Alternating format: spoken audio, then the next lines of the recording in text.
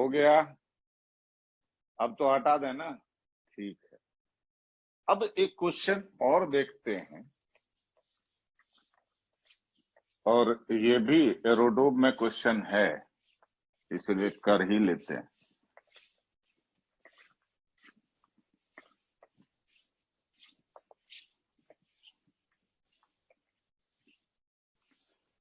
Question में अब कहता है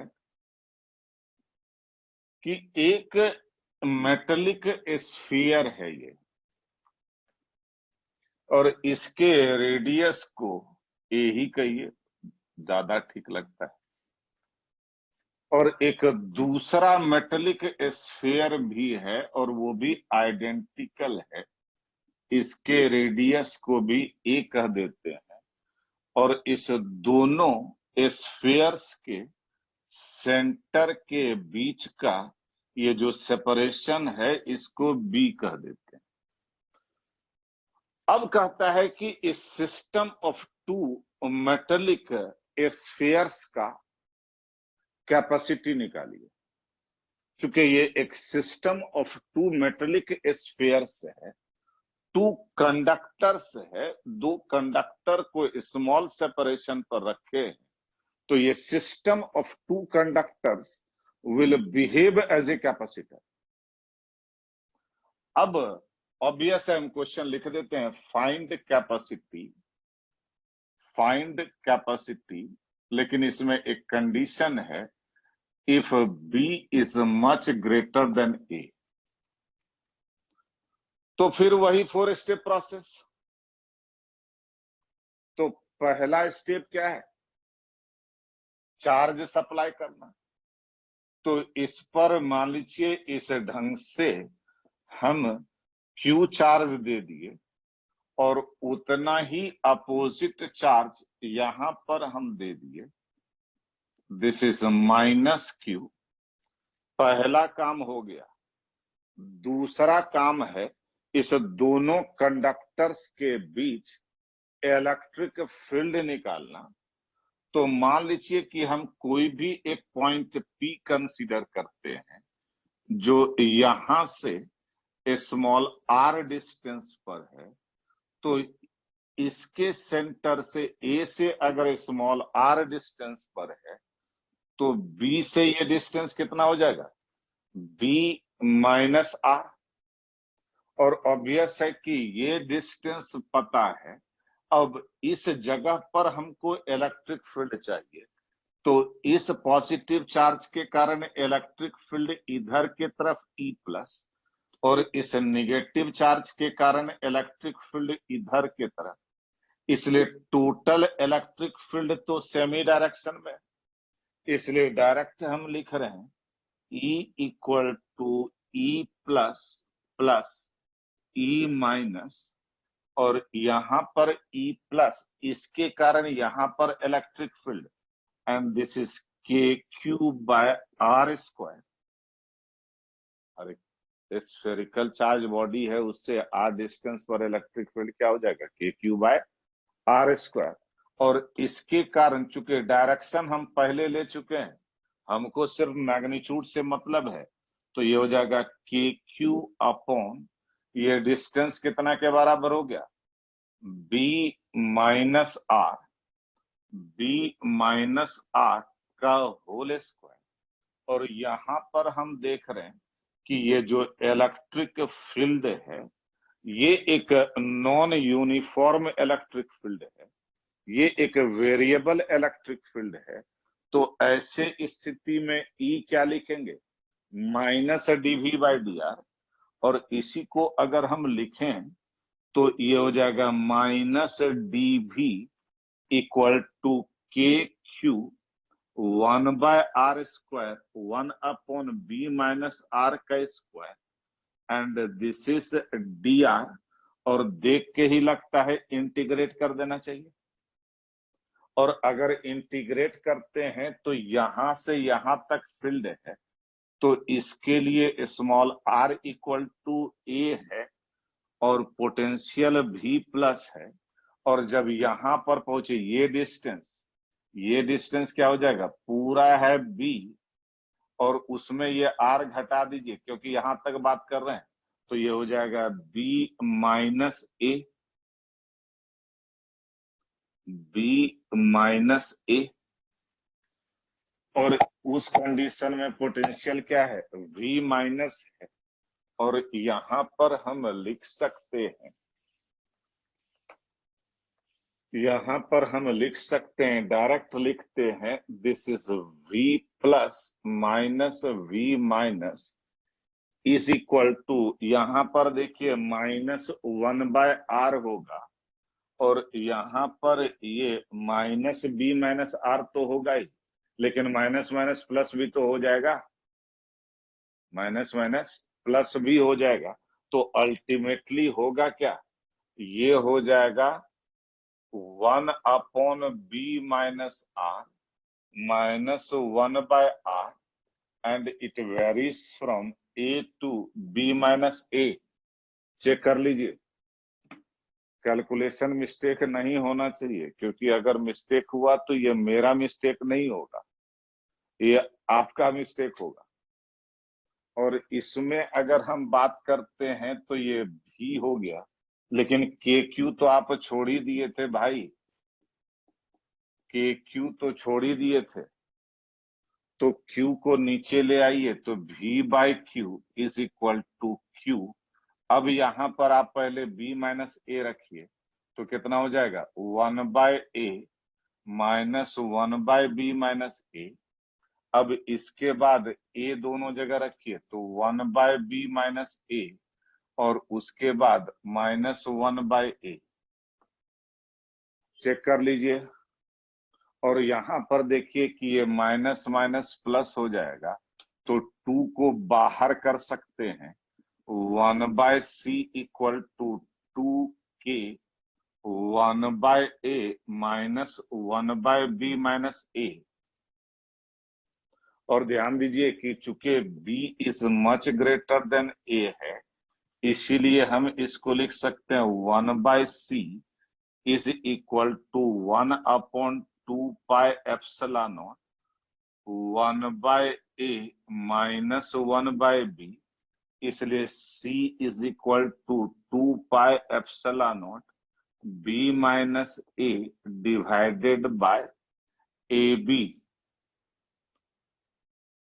सही है। और एक चीज और, यहां पर भी आप चाहें तो, यहां पर भी आप चाहें तो शॉर्ट कर सकते हैं, b माइनस ए को आप फिर से जो है आप कह दीजिए कि b के बराबर है, क्योंकि a इज वेरी स्मॉल, तो फिर ये b कैंसिल आउट हो जाएगा, तो c क्या हो जाएगा,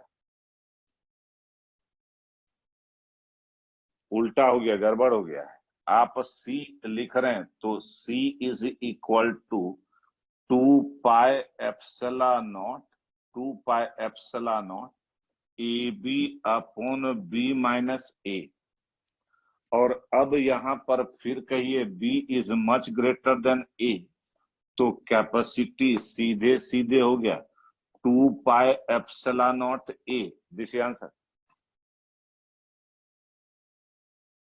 क्लियर है। हालांकि आपको नॉर्मली हो सकता है कि यहीं तक आंसर दे दे, या ज्यादा है तो यहां तक भी कह सकता है, वो ऑप्शन देख करके करना पड़ता। नोट कर लीजिए इसको।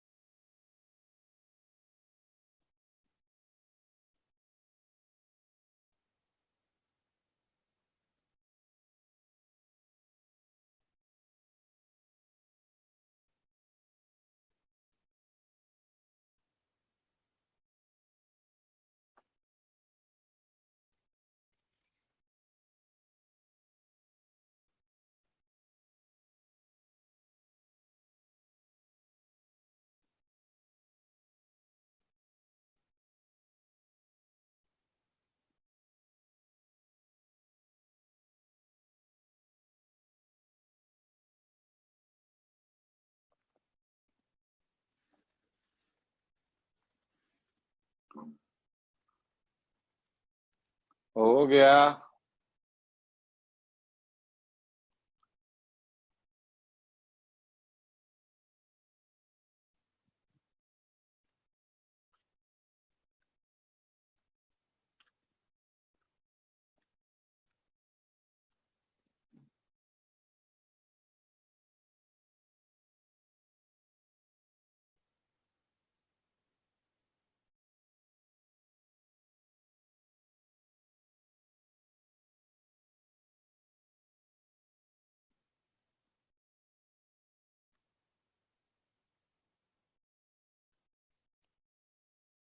गरिमा अभी तक नहीं हुआ है। जल, हाँ जल्दी से करो।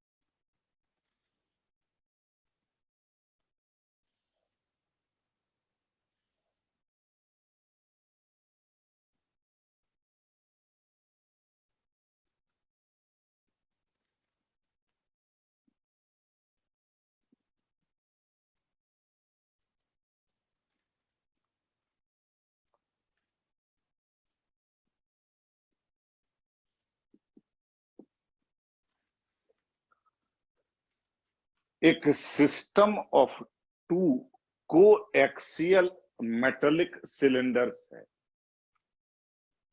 सिंपल बात है, उतना बड़ा बात नहीं।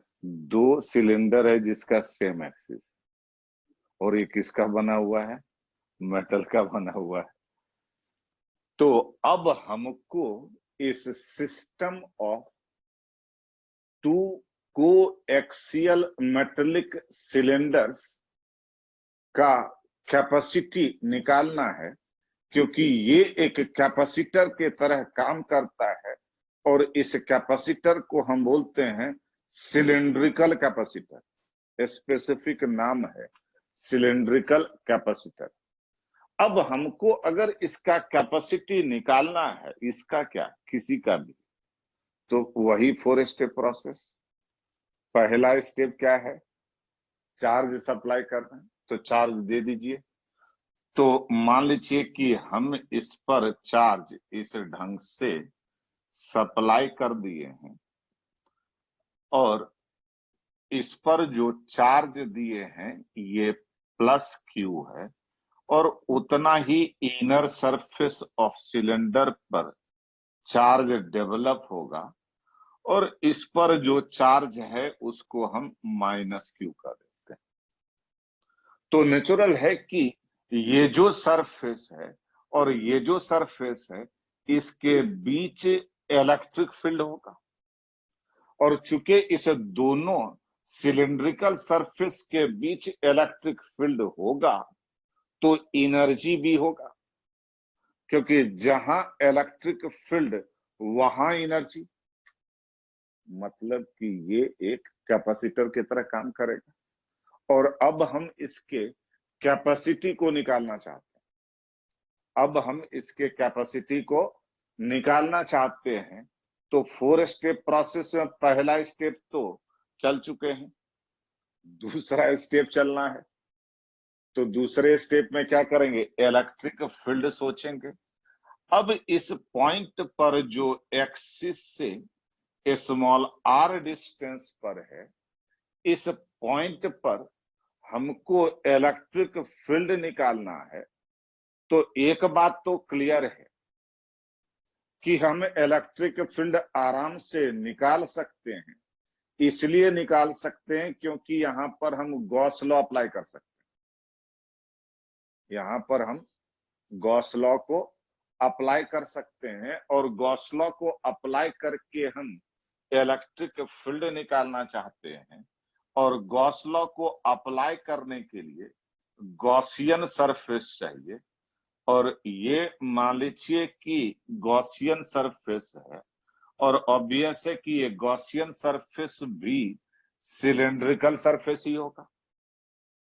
और अब हम यहाँ पर हम पूरा भी गॉसियन सरफेस ले सकते थे, छोटा भी ले सकते थे। मान लो एल लेंथ के बदले एक्स लेंथ का भी लेते तब भी आंसर में कोई फर्क नहीं पड़ेगा, लेकिन ले लिए हैं एल लेंथ का ही, कहीं कोई दिक्कत का बात है नहीं। तो अब अगर हम इसमें गॉस लॉ अप्लाई करें तो गॉस लॉ कहता है the total electric flux enclosed with a closed surface equal to total charge present inside the surface divided by epsilon naught। और यहां पर हम लिख सकते हैं integral E dot ds is equal to QIm upon epsilon naught और E dot ds सीधा सीधा लिखते हैं E into 2 pi small r into L, 2 pi small r into L, ये हो गया। And what is the total charge inside this Gaussian surface? What is the total charge inside the Gaussian surface? और ये कितना हो जाएगा? हाँ, अगर आप कहिएगा कि ये लॉन्ग है और ये है तो उस कंडीशन में आप चाहें तो गॉसियन सरफेस छोटा भी मान सकते हैं, अगर आप चाहें तो ये एक्स लेंथ का भी मान सकते हैं, हालांकि उससे फर्क नहीं पड़ेगा। यहाँ पर मान लीजिए पूरे कंसीडर करने के बदले हमें स्मॉल ही कंसीडर करते हैं। अब हमको इसी में निकालना है। अगर हम इसके लेंथ को एक्स कहना चाहें तो इसको एक्स कह देते हैं। तो अब सरफेस एरिया में कुछ नहीं आर एक्स हो जाएगा, लेकिन फिर हमको इसके अंदर चार्ज निकालना पड़ेगा और इसके अंदर चार्ज निकालने में अगर हम पूरा लेते तो सीधे क्यू आई एन के जगह क्यू ले लेते, लेकिन यहाँ पर इस केस में हमको निकालना पड़ेगा चार्ज कितना है, and this is Q by L into x upon epsilon not. ये कैसे है? क्लियर है?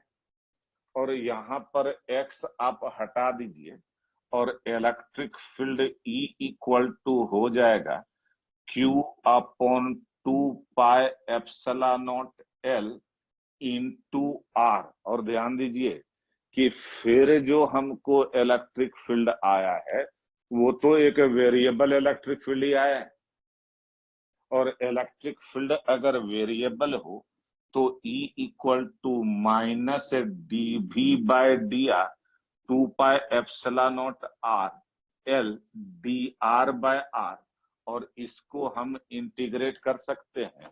और R कहां से कहां वेरी करेगा? यहां से लेके यहां तक, इस सरफेस से इस सरफेस तक। इस सरफेस के लिए R का वैल्यू A और इस सरफेस के लिए R का वैल्यू B, इसलिए R will vary from A to B और पोटेंशियल V प्लस से V माइनस तक। और इसी को हम लिख सकते हैं V plus minus V minus equal to Q ln B by A, direct लिख रहे हैं, upon 2 pi epsilon naught L। और यहाँ पर हम इसको लिख सकते हैं this is V by Q is equal to 1 by C is equal to ln B by A upon 2 pi epsilon naught L।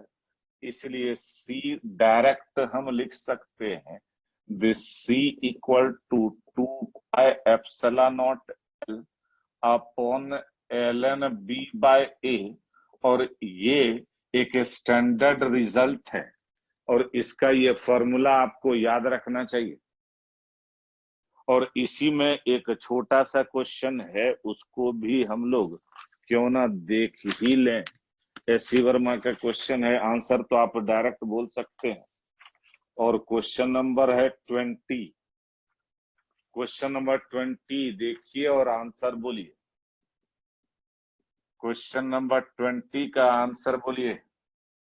पहले क्वेश्चन को देख लीजिए, आंसर सब लोग बना दीजिएगा, ये हमारा कॉन्फिडेंस है।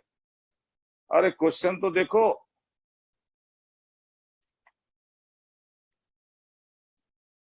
क्वेश्चन नंबर 20 को ध्यान से सिर्फ पढ़ने की जरूरत है, आंसर आपको देख के ही पता चल जाएगा।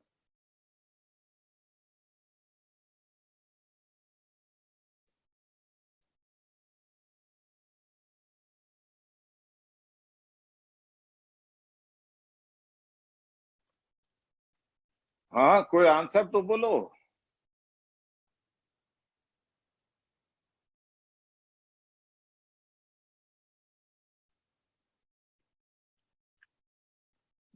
बिल्कुल सही बोल रहे हैं।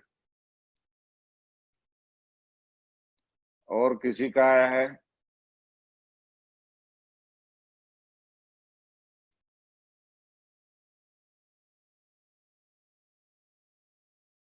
सही है आकाश। एक चीज इसमें सीधा सीधा आप देखिए कि ये जो दोनों सिलेंड्रिकल कैपेसिटर है, दोनों सिलेंड्रिकल कैपेसिटर है, दोनों का कैपेसिटी दिया हुआ है भाई। आपको अलग से टेंशन लेने की जरूरत नहीं है। ये कैपेसिटी दिया हुआ है, C1 equal to C2 equal to 2.2 microfarad दिया हुआ है। सिर्फ हमको एक ही चीज देखना है इसमें कि ये जो दोनों सिलेंड्रिकल कैपेसिटर्स है, वो जो, सही बोल रहे हैं सोनी, ये जो दोनों सिलेंड्रिकल कैपेसिटर्स है वो किस में है, पैरेलल में या सीरीज में? ध्यान से देखिए, पैरेलल में या सीरीज में? पैरेलल में है। क्यों पैरेलल में है, आप ध्यान से देखिएगा तो आपको पता चलेगा कि जो बैटरी ने चार्ज सप्लाई किया, जो बैटरी ने चार्ज सप्लाई किया, उसका एक पार्ट एक सिलेंड्रिकल कैपेसिटर पर गया और दूसरा पार्ट दूसरे सिलेंड्रिकल कैपेसिटर पर गया। मतलब कि दोनों सिलेंड्रिकल कैपेसिटर्स पर जो सम ऑफ चार्जेस है, that is equal to the charge supplied by the battery. पहली बात। दूसरी बात ये कि दोनों ही कैपेसिटर्स का आप देखिए कि अंदर में ये जो सिलेंडर है उसको पॉजिटिव प्लेट ऑफ कैपेसिटर से कनेक्ट किया है और बाहर वाले को निगेटिव प्लेट से, और दोनों के अक्रॉस पोटेंशियल डिफरेंस सेम है। दोनों कैपेसिटर्स के अक्रॉस पोटेंशियल डिफरेंस सेम है and the sum of the charges on the two capacitors is equal to the charge supplied by the battery। इसीलिए तो हम कहते हैं कि ये दोनों कैपेसिटर्स पैरेलल में है, और पैरेलल में है तो कैपेसिटी सीधे सीधे C1 plus C2 and this is 4 microfarad हो गया। लेकिन ये तो कैपेसिटी है और हमसे पूछ रहा है कि what is the total charge supplied by the battery. तो इक्विवेलेंट कैपेसिटेंस निकल गया, तो Q equal to CV 4.4 into 10 and this is 44 microcoulomb. और यही आप सब लोग बताएं आंसर, जो भी बताएं।